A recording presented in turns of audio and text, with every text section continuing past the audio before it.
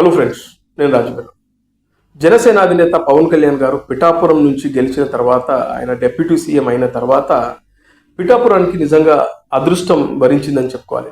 ఒకప్పుడు పిఠాపురం నియోజకవర్గం ఎలా ఉండేది, ఇప్పుడు ఎలా ఉంది అనేది చూస్తే నిజంగా ట్రెమెండస్ చేంజెస్ కనబడతా ఉంది. పవన్ కళ్యాణ్ గారు ఆ నియోజకవర్గానికి ఎమ్మెల్యే అయిన తర్వాత పిఠాపురం రూపురేఖలైతే ఆయన క్లియర్గా మారుస్తున్నట్లుగా కనబడతా ఉన్నాయి. పవన్ కళ్యాణ్ గారు ఎమ్మెల్యేగా కాకముందు ఉన్నటువంటి రోడ్లు, ఆయన గెలిచిన తర్వాత చూస్తున్నటువంటి రోడ్లను చూస్తూ ఉంటే మనకు అర్థమైపోతుంది.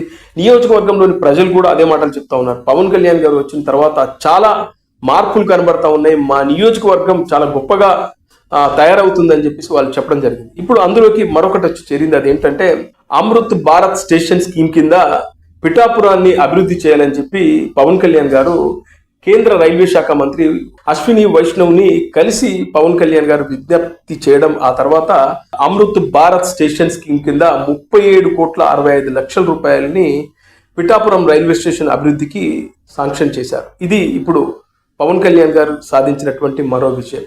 ఎందుకంటే పవన్ కళ్యాణ్ గారు పిఠాపురంలో తిరుగుతున్నప్పుడు, పిఠాపురంకి సంబంధించిన రైల్వే స్టేషన్ విజిట్ చేసినప్పుడు అక్కడ చాలా చెత్తా చెదారం, అదేవిధంగా దుర్గంధం, చాలా అంటే అన్కంఫర్టబుల్ గా ఉంది, ప్రయాణికులకు ఇబ్బంది కలిగించేలాగా పరిసర ప్రాంతాలు ఉన్నాయని విషయాన్ని పవన్ కళ్యాణ్ గారు గమనించి అప్పటికప్పుడు ఇదంతా క్లీన్ చేయించాలని అధికారులకు కూడా ఆదేశాలు జారీ చేశారు. ఆ తర్వాత రైల్వే శాఖ మంత్రి అశ్విని వైష్ణవ్ గారిని కలిసి ఆయన రిక్వెస్ట్ చేయడం, ఆ వెంటనే రైల్వే స్టేషన్ కు 37,65,00,000 రూపాయలను మంజూరు చేసి పిఠాపురం రైల్వే స్టేషన్ అభివృద్ధి కార్యక్రమాలకు కేంద్రం గ్రీన్ సిగ్నల్ ఇచ్చింది. ఇది పవన్ కళ్యాణ్ గారు సాధించిన గొప్ప విజయం అని చెప్పవచ్చు.